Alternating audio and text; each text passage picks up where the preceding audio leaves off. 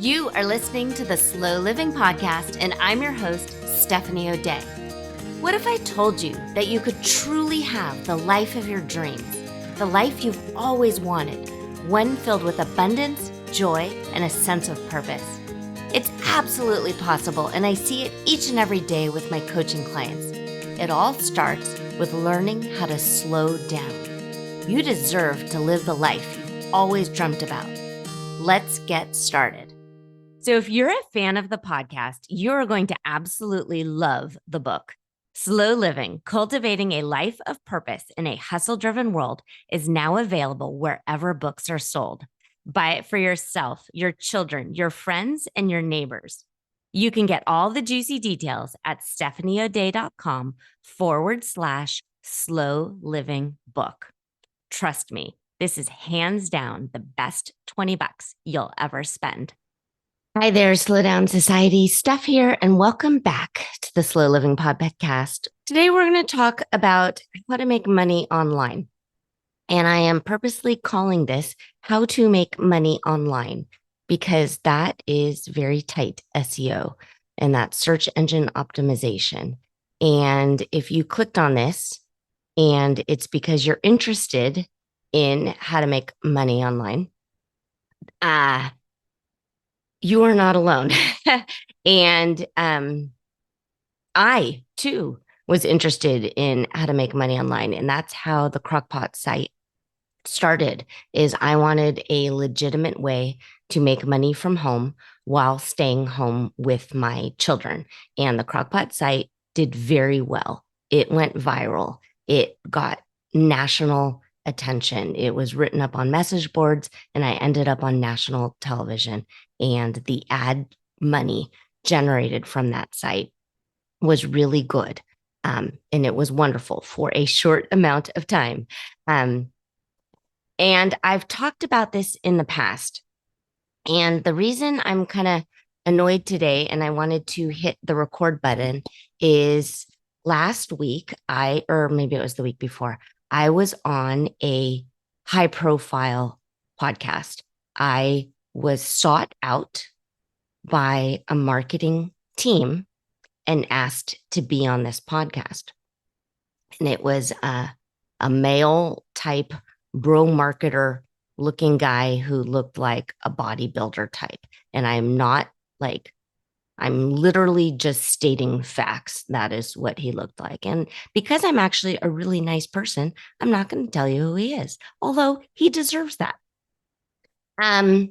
I listened to a few of the episodes. It wasn't exactly my vibe, but I have a new book coming out and I'm trying to promote the new book. And this guy happened to have a huge Instagram following. And so I thought, okay, Steph, let's suspend all of your judgment and let's decide that maybe this guy isn't just, like labeled as all of the other bro marketers that you've come across now for the past 16 years who are just trying to chew you up and spit you out. Let's suspend all of that disbelief and your intuition, which you teach and write and coach about. And let's do this, Steph, for the greater good, which is to reach a bigger audience so you can sell more books. So I actually took the morning off work.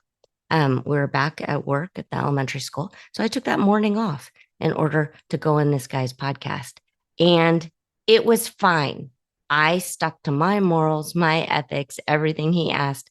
I twisted in a different way and actually felt really, really good about the interview. I liked it. I thought, okay, this is going to be great. He's got a huge Instagram following in the millions. This will help sell books. This will keep my publicist happy and the publishers happy. Everybody will be happy. And actually, in the moment, it was a great 20 minutes and I didn't feel gross. Gross. I was going to say gross and creepy at the same time. So it came out grossy because I am recording this at 5:30 in the morning on a Saturday while my kids are all still asleep because I didn't sleep last night because I was so grossed out by what happened after the fact. So what happened, Steph? Okay, pay attention. Stay on topic. Did all this. And then he said, oh, you should meet with my manager guy. His name's Todd. you would hit it off and he can get you on more podcasts. And I'm like, I don't know about that. I've got a publicity team. The publisher's doing a great job. I know how to network and I know how to pitch myself. You're like, no, no, no. You and Todd would really hit it off. I'm like, okay. So met with Todd. That was a Zoom call a day or two later. Thankfully, Todd adhered to my time schedule, so I didn't have to take any time off work. And that turned essentially into a sales pitch, which happens often. Anytime you are asked to attend a Zoom meeting or a webinar or anything for free, usually there is a sales pitch at the end. I run these. If you have taken my master class, I give you a whole bunch of information. And at the end, I tell you how to work with me. I am not someone who has ever hidden my fees or anything. So you can find out all of my fees online easily. But in the masterclass, I'm telling you everything that the Peace Course entails and what coaching with me entails. But it's absolutely designed to be a funnel and to be a sales pitch. Anyway, so I'm on the phone with this guy and essentially to get on a whole bunch of different podcasts. And they don't even tell you the names of these. So who knows what's real and what's not. It ended up being, I think it was like $6,000 or something. So I'm like, okay, well, thanks. This was interesting. Glad to have connected, and then let it go. So then go on with my life. And then last night, I get a text saying that the podcast episode is going to be shared. And here's the link to listen to it. So I'm like, okay, cool. And so while I'm processing that, the next text came in and said, hey, if you want to be on blah, blah, blah's Instagram with his massive Instagram following, click this link to find out how. And then it is like a PayPal link for $1,500. So that is how scams happen. That is how bad people make money online, is preying on people's insecurities. And for me, even though I've got a lot of cool things going, I still am insecure about this particular book and I wanted it to sell well. And so I suspended my disbelief and ignored my intuition and my little voice of, hey, Steph, you have a really bad track record with bro marketer guys. And you should follow this rabbit crumb trail and see where it leads to. Well, guess where it leads to?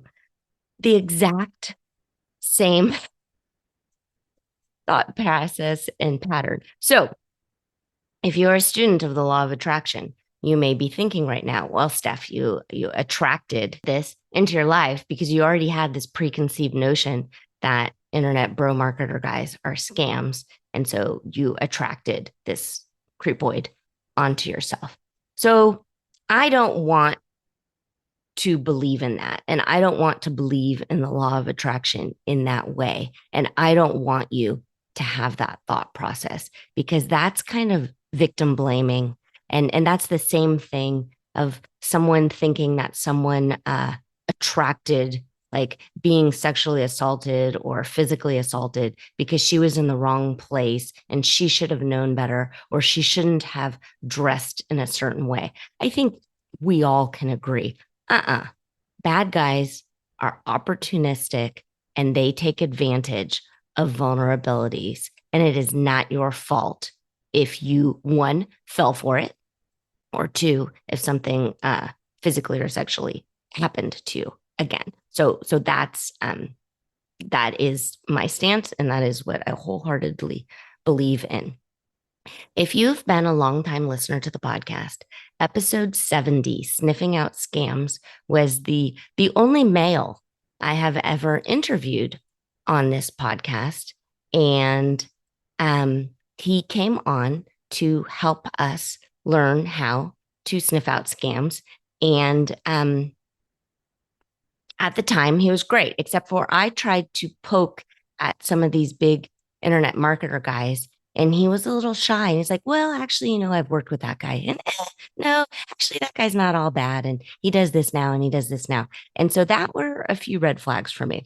But I left that episode up for over a year, hoping that maybe the guy that I had on would share this interview with his audience. And I sent him the link numerous times, and I was on his mailing list and in the different Facebook groups, and he never did. He never shared the episode. So I have since taken it down and re-recorded it myself.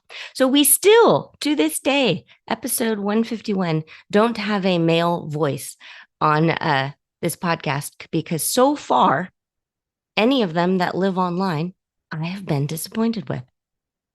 So how do you make money online, Steph? You made money online because you went viral and you were lucky.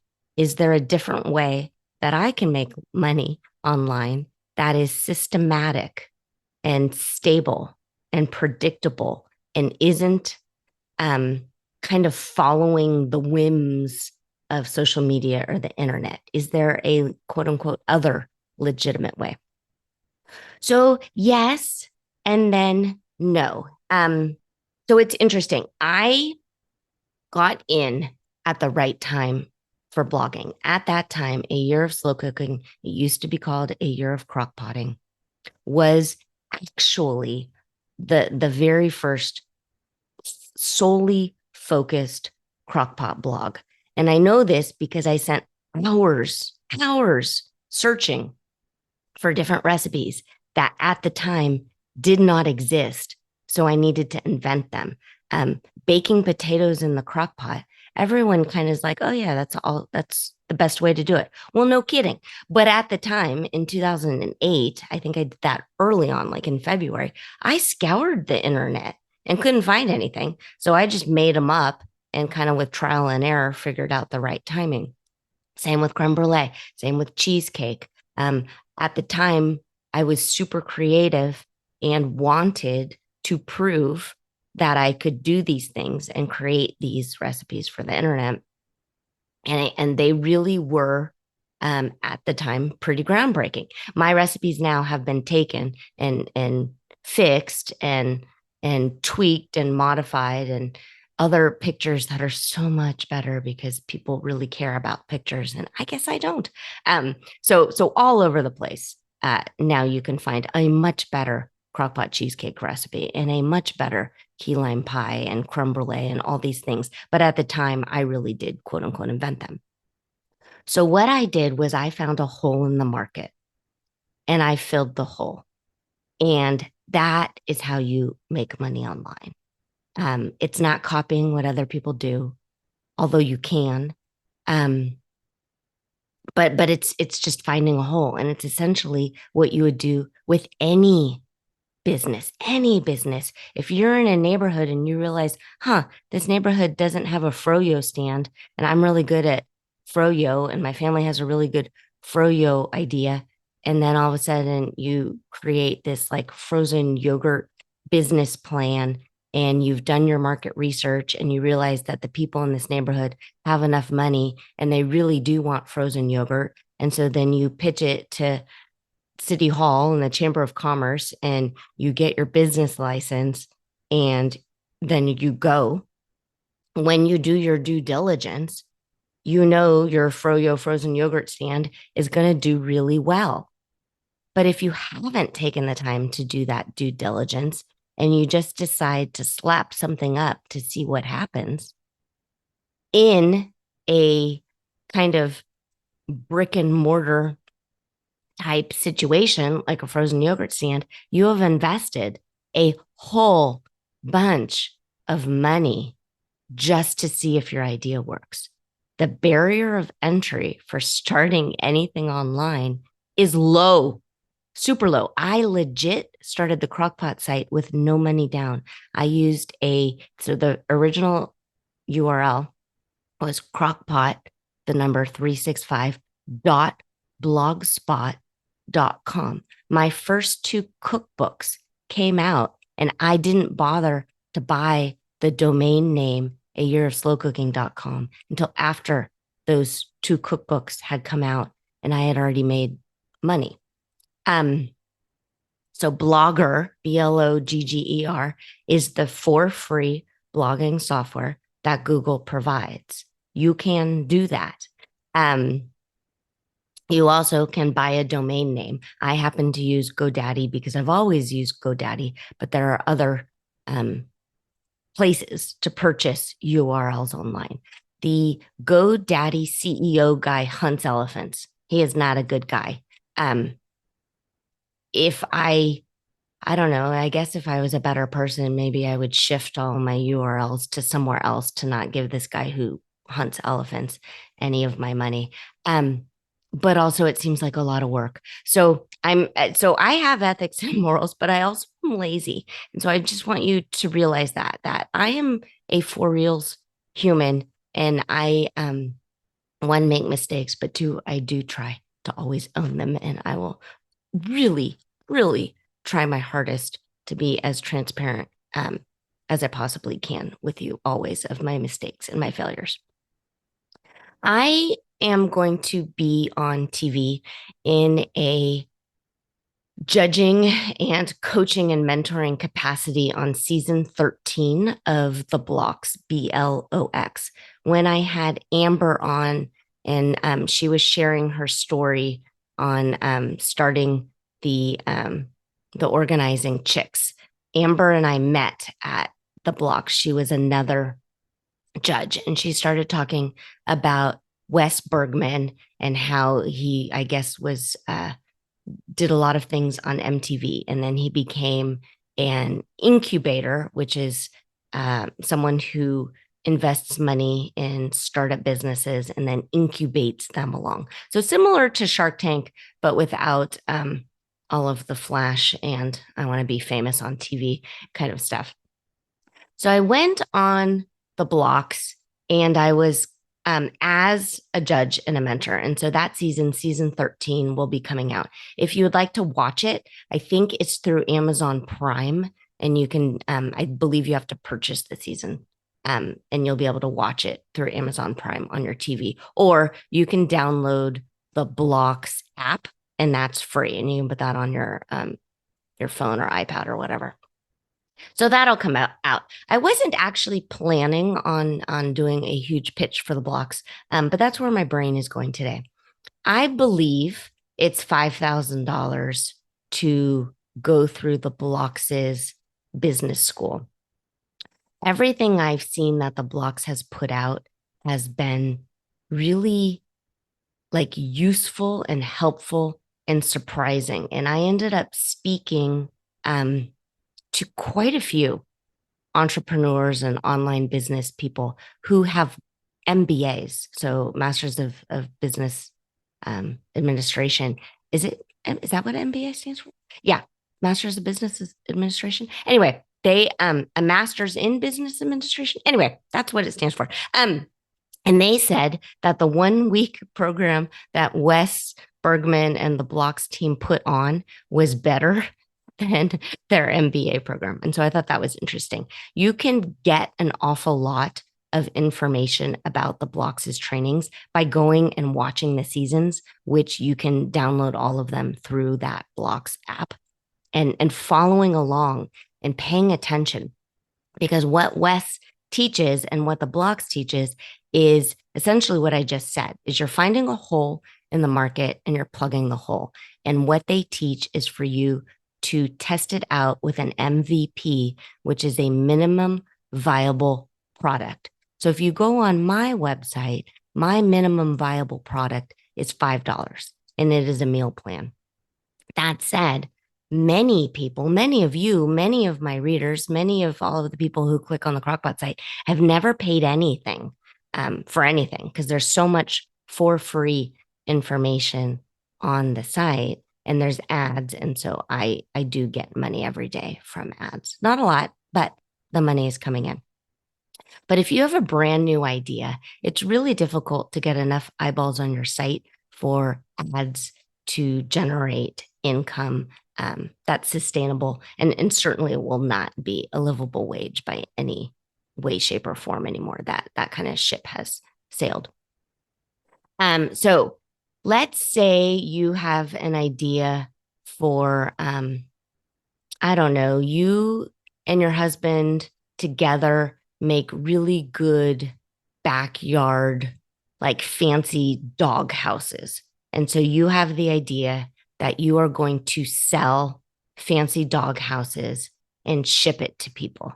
Your minimum viable product is probably not going to be a $300 fancy doghouse, but maybe it's selling the plans, the PDF like blueprint plans on how to make your own fancy doghouse. And maybe the way I sell a 1 week crockpot meal plan for $5, your doghouse plans are really well done and designed, and you provide a lot of information. So your minimum viable product isn't going to be $5. Maybe it's $25.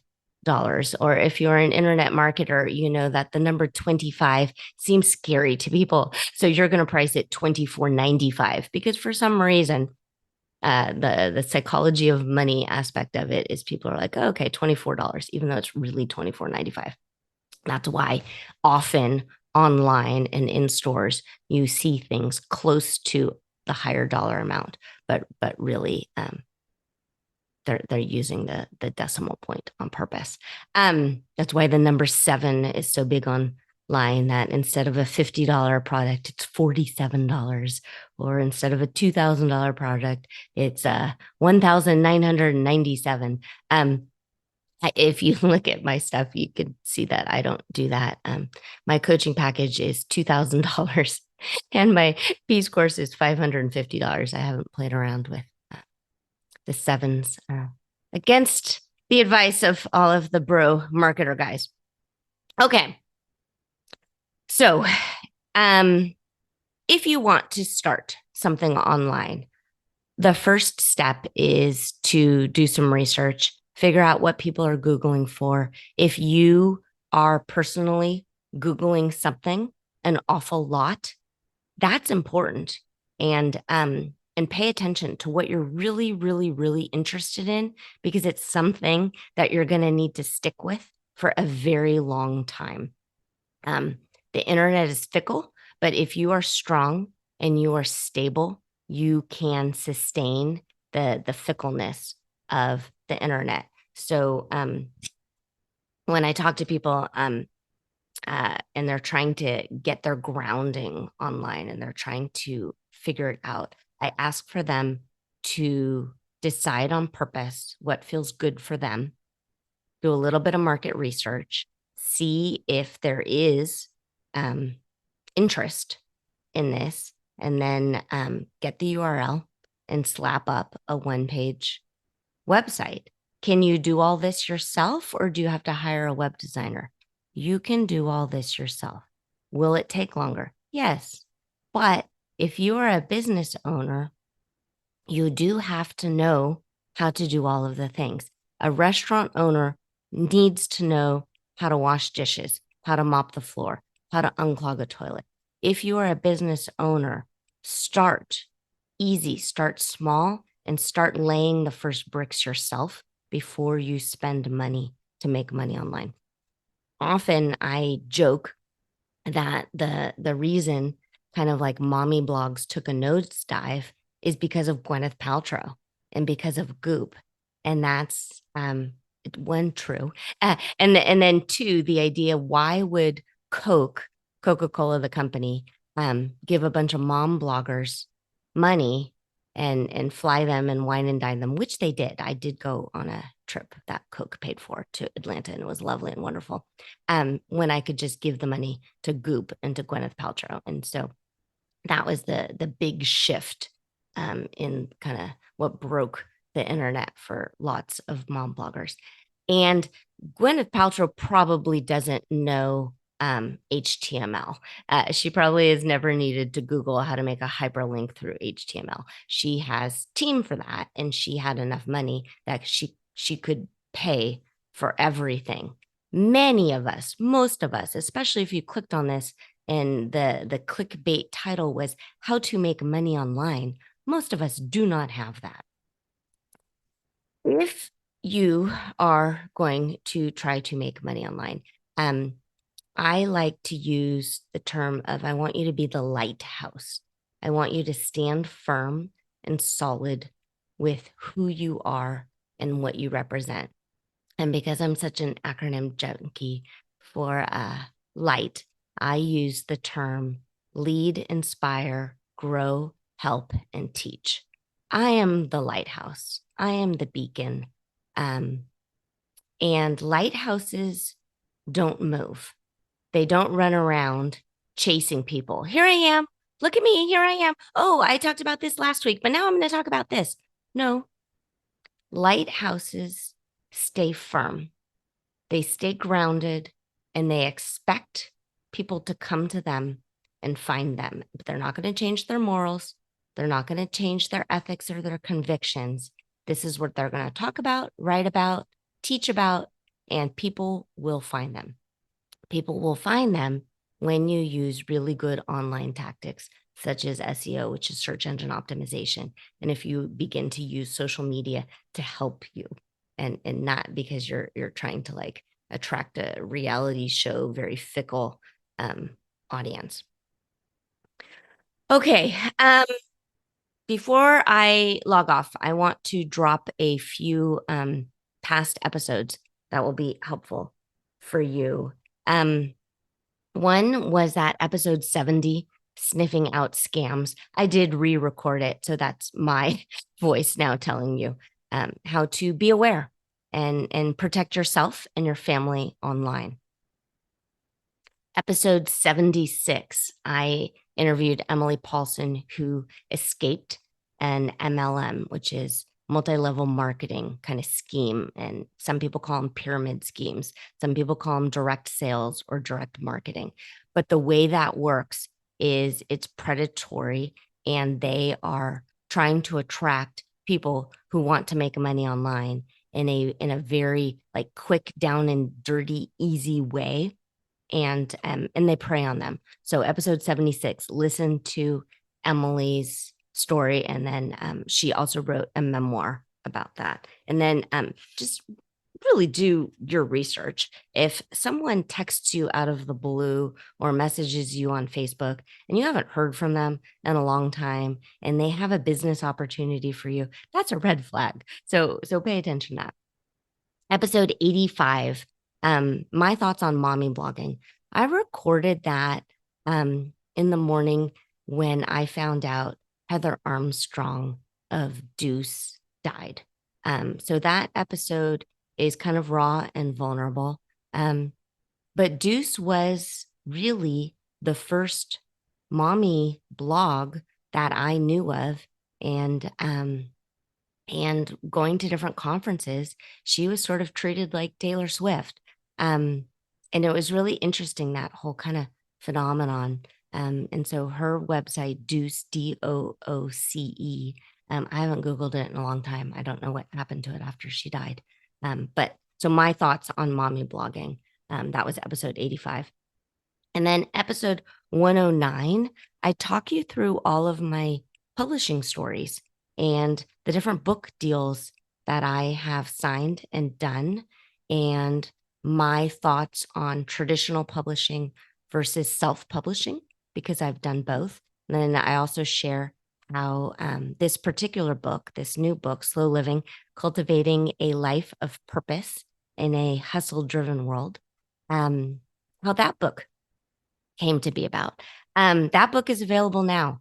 You can pre-order it wherever books are sold on stephanieodea.com/slow living book. I have links to Amazon and Barnes and Noble, and I think Powell's, and then different independent bookstore associations. But your local bookstore, ask for them to stock the book. Your local library, ask for them to order the book. If you would like to start a book club, our marketing team is working on putting together a book club package where there are questions where you can sit and go through the questions together. Also, I would love to zoom into your book club, or if you're close enough, or if I'm traveling on a book tour, I would love to pop in to your book tour, book club, meet with you. I'm proud of this book, and it's not a scam. It's not a hustle. In the back of this book, I have a list of my favorite acronyms, And it's interesting. Because of the way my brain works, I can't stop coming up with acronyms. So like that acronym for LIGHT of lead, inspire, grow, help, and teach. That's not in that book. And then I was doing some thinking and brainstorming and journaling on the word hustle and why it bugs me so much. And especially with this creepy podcast, bro marketer guy. Gosh almighty, it really irritates me. And I have so many bad words like on the tip of my tongue that I want to say, except for many of you tell me that you listen to this while you're taking your kids to school. And so I'm trying my hardest not to say bad words, but they are locked in and loaded and ready to come out. But hustle will always feel bad in your body because you're being pushed into something instead of pulled towards something. Something that's the next best right step for you will feel like a pull. I ignored my intuition by going on that guy's podcast. And I'm highly annoyed at myself because I know better. I really do. I know better. But I guess I was greedy because I thought, okay, you've got a couple million Instagram followers. Sure, I will do this. So learned my lesson. Thank you, God. Thank you, universe. I have learned my lesson. Acronym for hustle. It's a little harsh, but I'm going to give it to you anyway. Help understand that stress takes lives eventually. And so think about that. If you are in go mode and you are running on adrenaline, you are running on cortisol, you are constantly hustling, that is the feeling of stress in your body. Help understand stress takes lives eventually. Maybe not take a life like actual death, but maybe take a life in that you're no longer living for you. You're living for others. You're doing things that you think you should be doing instead of things that you actually want to do. If you don't slow down on purpose, your body will eventually do it for you. And I don't want that to happen to you. It's really interesting how sometimes when you're moving too fast, your body kind of wakes you up and all of a sudden your shoulder goes out or your back goes out and you're lying in bed for a few days. And your first thought is, I don't have time for this. Well, no, maybe this is exactly what you need. Okay, pretty people, consider yourself loved and hugged. Buy the new book. Tell your friends. I think you're amazing and you're wonderful and lovely. I'm so happy and proud of you for taking care of yourself. See you again next week. Do you have a slow living story to share? Leave me a voicemail at stephanieodea.com/podcast with any questions, comments, feedback, or testimonials, and I will be sure to include it in an upcoming episode. Also, if you found value in this episode, please share it with your family and friends and subscribe through your favorite podcast provider. The more you share, comment, and leave positive reviews, the more people we can reach and share the slow living lifestyle and messaging. Thank you, Slow Down Society, and have an absolutely wonderful day.